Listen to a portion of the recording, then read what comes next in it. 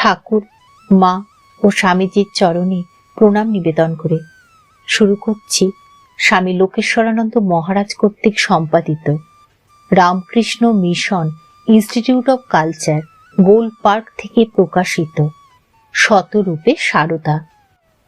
আজ পাঠ করব শ্রী মা শ্রী রামকৃষ্ণের 10 জন সন্ন্যাসী শিষ্যের দৃষ্টিতে।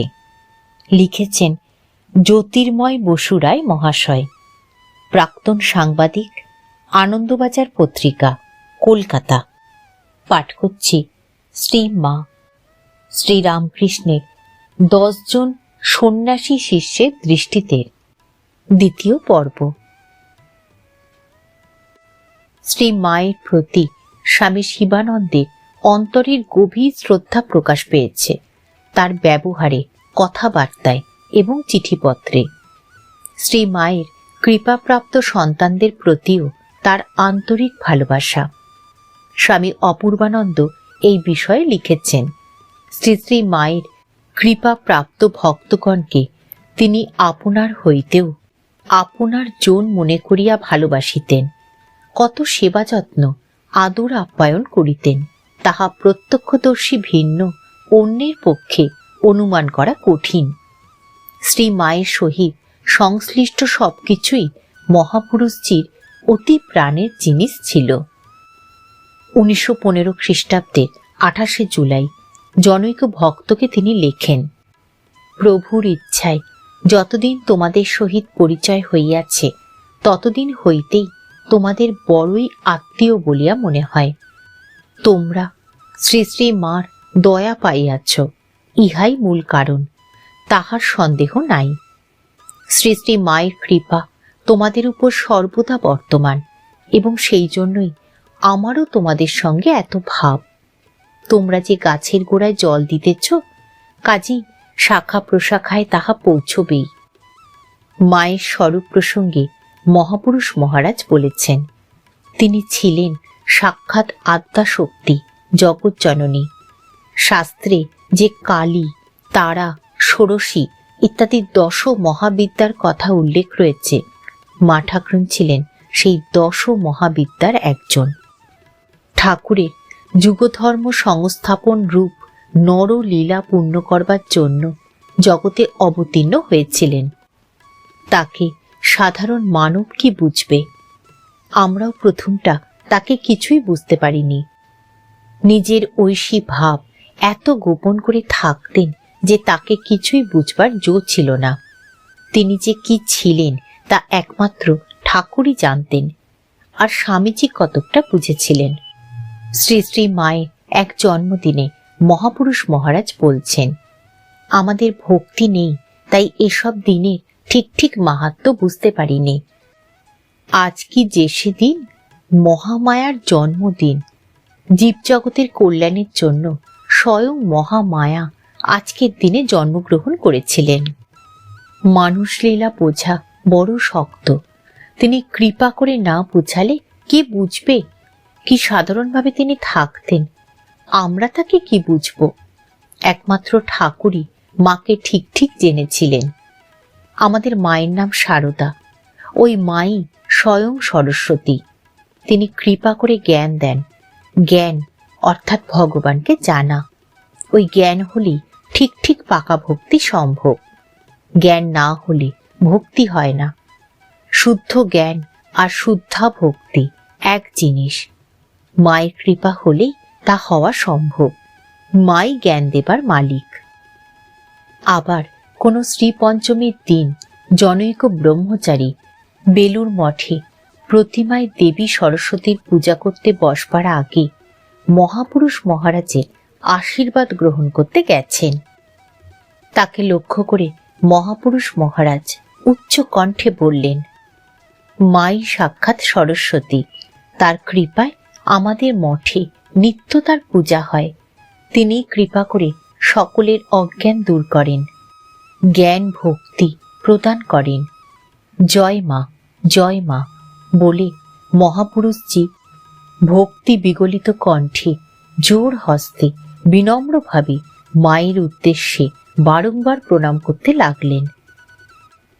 শ্রী শ্রী মায়ের শরীর ত্যাগের পর এক ভক্ত দম্পতি শোকার্ত হয়ে বেলুড় মঠে আসেন এবং মহাপুরুষ মহারাজকে দর্শন করে নিজেদের অন্তরের প্রবল শোক কাঁদতে কাঁদতে নিবেদন করেন। মহাপুরুষ মহারাজ তাদের প্রতি খুব সহানুভূতি প্রকাশ করে সান্ত্বনা প্রদান করলেন। তারপর মহাপুরুষ মহারাজ একরকম ভাবাবিষ্ট হয়ে বলতে লাগলেন, মা তো এখন সর্বব্যাপিনী, সকলের মধ্যে, সকল স্থানেই তাকে দেখতে পাবে।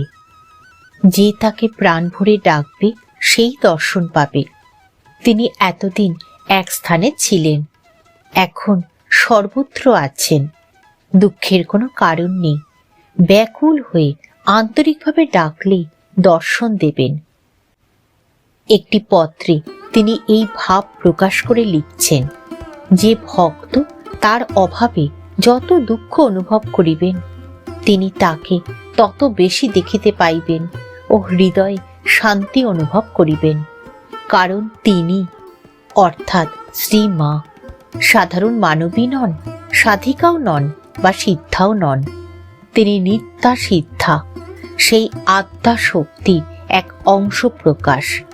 যেমন কালী, তারা, ষোড়শী, ভুবনেশ্বরী ইত্যাদি, তেমনি এ যুগে ভগবানের ভক্তরূপে অবতার যুগধর্ম সংস্থাপক শ্রী শ্রী রামকৃষ্ণের লীলা সহায় হইয়া গোপনে অতি দীনভাবে দীন পিতামাতার ঔরসে ও গর্ভে বঙ্গের এক নগণ্য গ্রামে অবতীর্ণা হইয়া জীবের ঐহিক এবং পারত্রিক কল্যাণের জন্য সর্বদা তৎপরা থাকিতেন। সুতরাং তাহার কৃপা যাহারা পাইয়াছেন, তাহার সেই অহেতুকী মাতৃ স্নেহ যাহারা অনুভব করিয়াছেন, তাহারা ধন্য হইয়াছেন। সর্বভূতের অন্তরাত্মা সেই কুণ্ডলিনী শক্তি, সেই জগৎজননী অহেতুকী স্নেহের পরবশ হইয়া যে ভক্তকে একবার শ্রী করকমল দ্বারা স্পর্শ করিয়াছেন, তাহার চৈতন্য হইয়াছেই হইয়াছে বা হইবেই হইবে, ইহাই আমাদের পূর্ণ বিশ্বাস। শ্রী মায়ের জন্মতিথিতে মহাপুরুষ মহারাজের মধ্যে ভাবান্তর দেখা দিত। এই রকম এক জন্মতিথিতে দেখা যায় মহাপুরুষ মহারাজ ভোর থেকেই মাতৃগত প্রাণ শিশুর মতো মা মা বলে ডাকছেন, মায়ের কাছে আকুলভাবে প্রার্থনা করছেন, মা, মা মহামায়া, জয় মা, জয় মা। মা, আমাদের ভক্তি, বিশ্বাস, জ্ঞান, বিবেক, অনুরাগ, ধ্যান, সমাধি দিন। ঠাকুরের এ সঙ্ঘে কল্যাণ করুন, সমগ্র জগতের কল্যাণ করুন, জগতের শান্তি বিধান করুন। কিছুক্ষণ চুপ করে আবার বলছেন, আমাদের ভক্তি নেই, তাই এসব দিনের মাহাত্ম্য ঠিক ঠিক বুঝতে পারিনি। আজ কি যে সে দিন, মহামায়ার জন্মদিন। জীবজগতের কল্যাণের জন্য স্বয়ং মহামায়া আজকের দিনে জন্মগ্রহণ করেছিলেন। স্বামী শিব স্বরূপানন্দ অর্থাৎ মতি মহারাজ বলেছেন, মহাপুরুষ মহারাজ বলতেন, আমাদের মা সাধারণ মানবী নন, অবতার বরিষ্ঠের লীলা সঙ্গিনী। ঠাকুরের লীলাপুষ্টির জন্য তিনি নরদেহ ধারণ করেছেন। রামচন্দ্র, কৃষ্ণ, বুদ্ধ, চৈতন্য সকলের সঙ্গে এই মাই এসেছেন। কিন্তু তাকে কে চিনতে পারে? বউটির মতো ঘোমটা দিয়ে থাকতেন। তিনি কৃপা করে না বুঝালে কে বুঝবে তাকে? মানুষের সৌভাগ্য যে তারা আসেন, কিন্তু মানুষের দুর্ভাগ্য যে খুব কমজনই তাদের চিনতে পারে। যার দৃষ্টি আছে সেই শুধু ঠাকুর ও মাকে চিনতে পেরেছে। যেই মায়ের শরীর দাহ শেষ হলো আর বৃষ্টি শুরু হলো, মহাপুরুষ মহারাজ বললেন, দেবতারা মহামায়ার চিতায় শান্তিবাড়ি বর্ষণ করে চিতার আগুন নেবাচ্ছেন। আজ থেকে এই স্থান মহাতীর্থ হয়ে গেল। সতীর দেহের এক একটি অংশ পড়ে 51টি পীঠ হয়েছে, আর আজ সেই সতীর সারা দেহটা এখানে দাহ করা হলো। তাহলে বুঝো বেলুড় মঠ কি জায়গা! শুধু পীঠ নয়, মহাপীঠ, মহাপীঠ, জয় মা, জয় মা। একবার এক যুবক ভক্ত কয়েকদিন মঠ বাস করার পর মহাপুরুষ মহারাজের কাছে বাগবাজারে মায়ের বাড়িতে শ্রী মাকে এবং বলরাম মন্দিরে স্বামী ব্রহ্মানন্দ এবং স্বামী তুরীয়ানন্দকে দর্শন করতে যাবার ইচ্ছা প্রকাশ করলে খুব সন্তোষ প্রকাশ করে মহাপুরুষ মহারাজ তাকে বলেছিলেন, প্রথম বাগবাজারে যাবে, মাকে দর্শন করবে। তিনি আমাদের সকলের মা, সাক্ষাৎ জগৎ জননী। ঠাকুরের লীলাপুষ্টির জন্য নরদেহ ধারণ করেছেন। তার অবস্থিতি মাত্রেই জগৎ ধন্য হয়ে যাচ্ছে। মাকে আমরা কেউ বুঝতে পারিনি। তার ভাব এত চাপা যে তাকে কে বুঝবে, তিনি মোটেই ধরা দিতে চান না। সাধারণ গৃহস্থের ঘরের মেয়েদের মতো থাকেন, সব কাজকর্ম করেন। ভক্ত সেবা যেন তার প্রধান কাজ। কে বলবে যে তিনি সাক্ষাৎ ভগবতী? ঠাকুর আমায় একদিন বলেছিলেন, ওই যে মন্দিরে মা রয়েছেন, আরে নহবতের মা, অভেদ। মাকে প্রণাম করে তার কাছে খুব ভক্তি বিশ্বাস প্রার্থনা করবে। তিনি প্রসন্না হলেই জীবের ভক্তি মুক্তি সব হয়।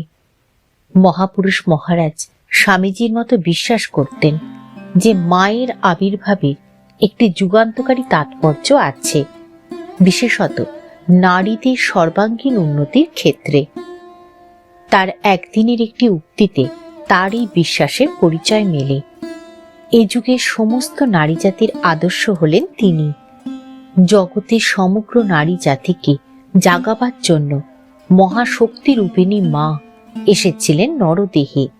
দেখো না, মার আগমনের পর থেকেই সব দেশের নারী জাতির মধ্যে কি অভিনব জাগরণ শুরু হয়েছে। তারা এখন নিজেদের জীবন পরিপূর্ণ ও সর্বাঙ্গ সুন্দর করে গড়ে তুলবার জন্য বদ্ধপরিকর। এখনো হয়েছে কি? এই তো সবে মাত্র আরম্ভ।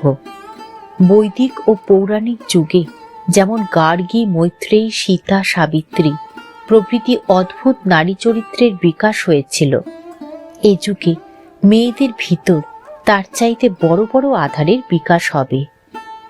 মেয়েদের ভিতর আধ্যাত্মিকতা, রাজনীতি, বিজ্ঞান, শিল্পকলা, সাহিত্য প্রভৃতি সব বিষয়ে অতি আশ্চর্যজনক জাগরণ এসেছে, আরও আসবে। এসব ঐশী শক্তির খেলা। সাধারণ মানুষ এ সকলের গূঢ় মর্ম কিছুই বুঝতে পারে না। ঠাকুর, মা ও স্বামীজির চরণে প্রণাম নিবেদন করে শেষ করছি আজকের পাঠ। শ্রী মা শ্রীরামকৃষ্ণের 10 জন সন্ন্যাসী শিষ্যের দৃষ্টিতে দ্বিতীয় পর্ব।